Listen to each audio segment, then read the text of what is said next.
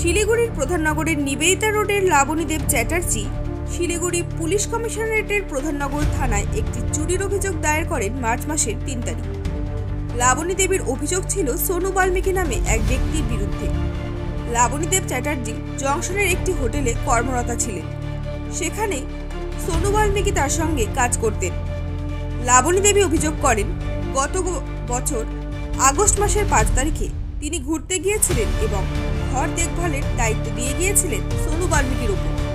এরপর আগস্ট মাসের ১৪ তারিখে তিনি যখন ফিরে আসেন তখন জানতে পারেন তার সহকর্মী হোটেলের কাজ ছেড়ে চলে গিয়েছে। এরপর ২৮শে ফেব্রুয়ারি দরকারি কিছু নথিপত্র বার করার জন্য আলমারি খুললে লাবণী দেবী দেখেন তার বেশ কিছু স্বর্ণালঙ্কার উধাও। তখন তার সন্দেহ হয় এই ঘটনাটি তার সহকর্মী তার অবর্তমানে ঘটিয়েছে। পুরো ঘটনা জানার পর প্রধাননগর থানার পুলিশ একটি টিম তৈরি করে খোঁজা শুরু করে অভিযুক্তকে। অভিযানে মিলে যায় সাফল্য। ১২ ঘন্টার মধ্যেই ধরা পড়ে যায় অভিযুক্ত সোনু। তাকে জিজ্ঞাসাবাদ করে জানা যায় মনোজ দত্ত নামে এক ব্যক্তিকে তিনি স্বর্ণালঙ্কার বিক্রি করে অর্থ নিয়েছেন। এরপর পুলিশ মনোজ দত্তকেও গ্রেফতার করে। দুজনের কাছ থেকে সমস্ত স্বর্ণালঙ্কার উদ্ধার করে লাবণী দেবীর হাতে তুলে দেয় পুলিশ।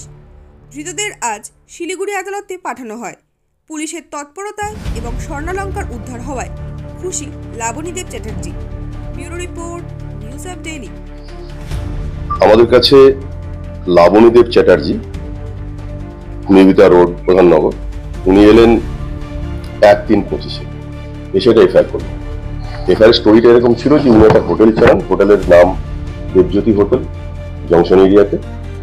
উনি বেশ কিছুদিন আগে উনি একটু বাইরে যান এবং হোটেলে যে কাজ করে একটি ছেলে, বিভিন্ন ছেলে, তার মধ্যে একটি ছেলেকে বিশ্বাস করে বলেছেন তুই বাড়িতে দিয়ে মনে যাচ্ছে।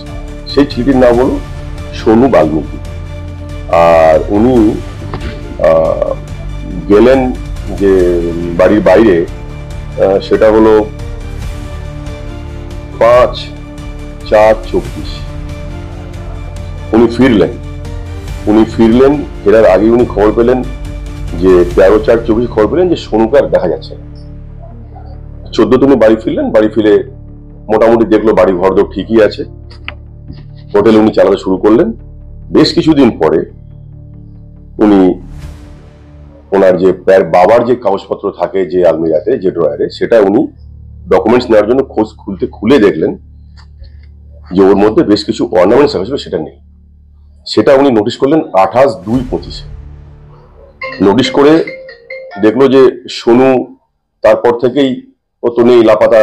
সোনুকে খোঁজখবর করেছেন, সোনুকে পাওয়া যায়নি। তখন ১ তারিখে ১২টা ৫-এ আমাদের থানায় এসে এফআইআর করলো, বাই নেম সোনুর নামে এফআইআর করে ঘটনা কাহিনী উনি বাতালেন। এবং এফআইআর করার পরে আমাদের পুলিশ ফোর্স এবং আমাদের পিসি টিম সোনুকে তালাশি করতে লাগে। রাত্রি ১২টা ১২:৩০ মধ্যে সোনুকে ওরা পেয়ে যায়।